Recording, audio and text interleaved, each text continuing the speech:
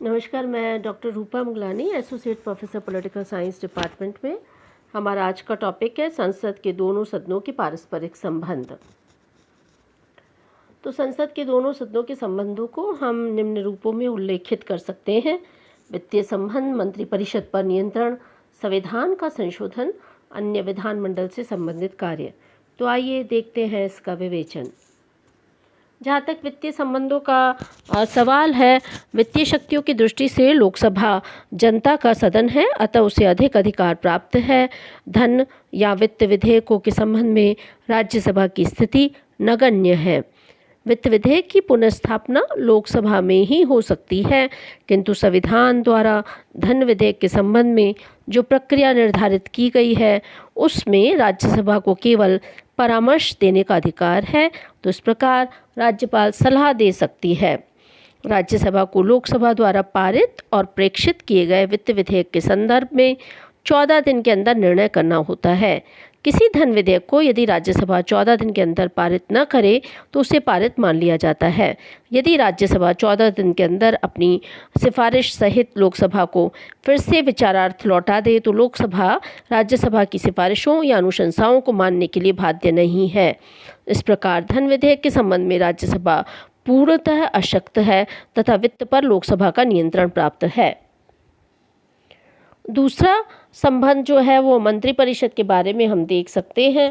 मंत्रिपरिषद पर सबसे महत्वपूर्ण भेद मंत्रिपरिषद तथा सदन के पारस्परिक संबंधों के बारे में है।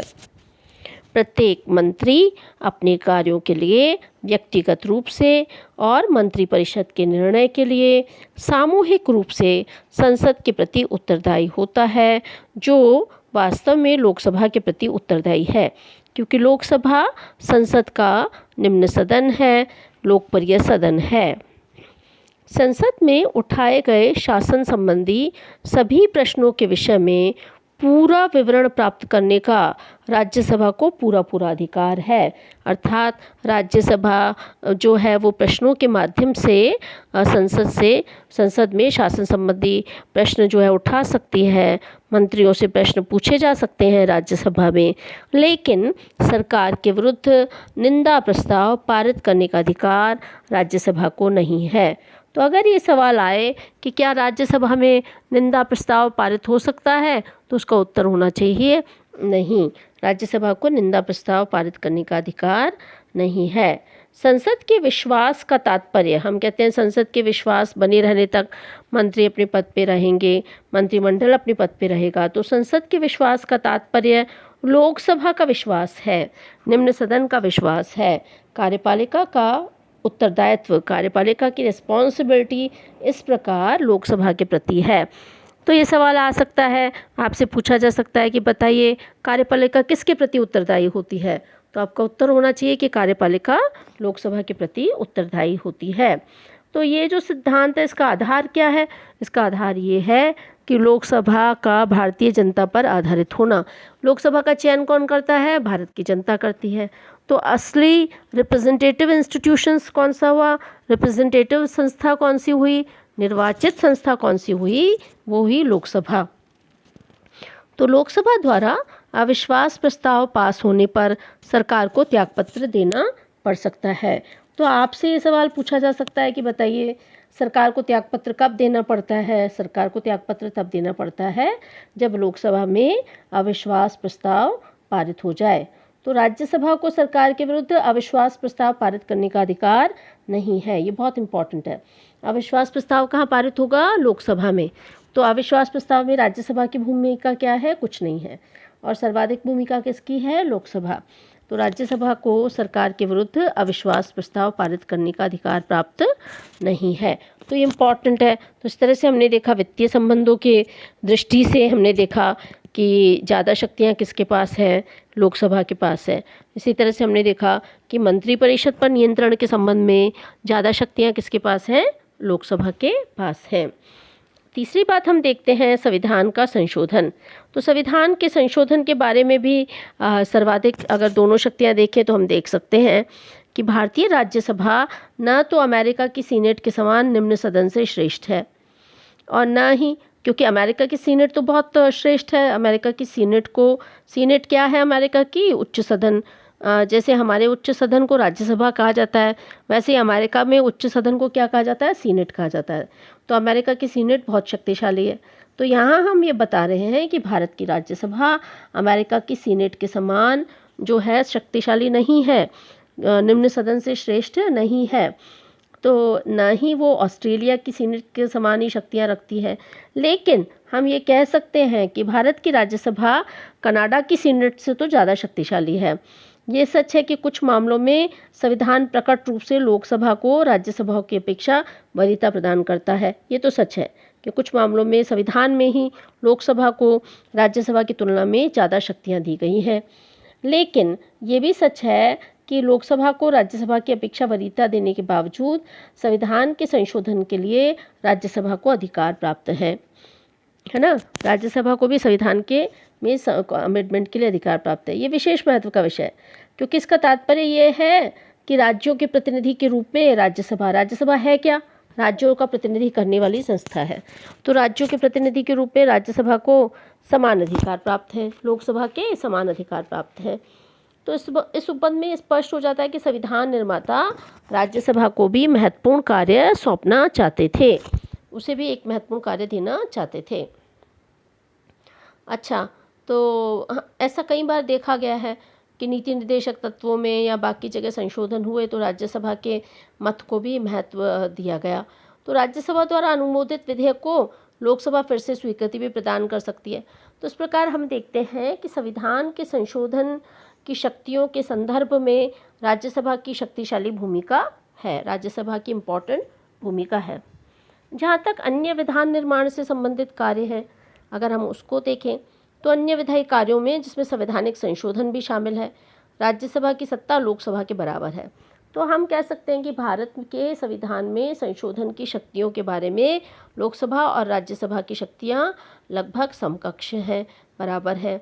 लेकिन कोई विधेयक है, उसकी पुनर्स्थापना लोकसभा या राज्यसभा किसी में भी लाया जा सकता है। मान लीजिए कोई विधेयक लाया गया है ना, कानून निर्माण के लिए क्या लाते हैं? विधेयक लाते हैं। तो कोई भी विधेयक लाया गया, प्रस्तावित किया गया, तो उसका जरूरी नहीं है उसको लोकसभा में ही प्रस्तावित करें, उसे लोकसभा या राज्यसभा किसी में भी प्रस्तावित किया जा सकता है। तो मान लीजिए लोकसभा द्वारा विधेयक पारित किया, लोकसभा ने पारित किया और उसको राज्यसभा ने रद्द किया, संशोधित किया, कर सकती है। लेकिन यदि दोनों सदनों के मध्य गतिरोध उत्पन्न हो जाए कि लोकसभा ने तो पारित कर दिया और राज्यसभा ने रद्द कर दिया, संशोधित कर दिया, गतिरोध हो जाए, तो ऐसी स्थिति में क्या होगा? दोनों सदनों की संयुक्त बैठक को भी बुलाया जा सकता है। और ये बहुत इंपॉर्टेंट है भारत के संविधान में। संयुक्त बैठक संविधान के अनुच्छेद 108 के अनुसार राष्ट्रपति संसद के दोनों सदनों यानी राज्यसभा और लोकसभा की संयुक्त बैठक बुलाने का अधिकार है। ऐसी बैठक वो कब बुला सकता है? यदि एक सदन द्वारा पारित विधेयक दूसरे सदन द्वारा अस्वीकृत कर दिए जाए। मान लीजिए लोकसभा ने पारित किया और राज्यसभा ने अस्वीकृत कर दिया, या राज्यसभा ने पारित किया, लोकसभा ने अस्वीकृत कर दिया, तब। या फिर विधेयक में किए जाने वाले संशोधनों के बारे में दोनों सदन अंतिम रूप से असहमत हो। विधेयक तो पारित हो गया, लेकिन जो संशोधन किए किसी सदन ने, उसके बारे में दोनों सदन असहमत हैं। तीसरा, दूसरे सदन को विधेयक प्राप्त होने की तारीख से उसके द्वारा विधेयक पारित किए बिना 6 माह से अधिक टाइम हो गए हो। भाई विधेयक प्राप्त हो गया, लोकसभा ने पारित कर दिया, राज्यसभा को भेज दिया, लेकिन राज्यसभा उसे पारित ही नहीं कर रही, 6 महीने तक वो पेंडिंग है ना। तो इस प्रकार संयुक्त बैठक जो है वो बुलाई जा सकती है। कौन बुलाएगा? राष्ट्रपति। अच्छा, एक और इम्पॉर्टेंट बात है, संयुक्त बैठकों की अध्यक्षता कौन करेगा? ये अध्यक्षता लोकसभा के स्पीकर द्वारा की जाती है। तो यहाँ लोकसभा का वर्चस्व है और सभी निर्णय कैसे होंगे? उपस्थित और मतदान करने वाले सदस्यों के बहुमत से किए जाते हैं। भारत के संविधान को लागू होने के बाद अभी तक 3 बार संयुक्त सदनों का अधिवेशन बुलाया जा चुका है ना। लास्ट कब बुलाया गया था? मई 2002 में पोटा विधेयक को पारित करने के लिए हमने संयुक्त अधिवेशन बुलाया था। तो इस प्रकार हम देखते हैं कि संयुक्त बैठक बुलाई जा सकती है।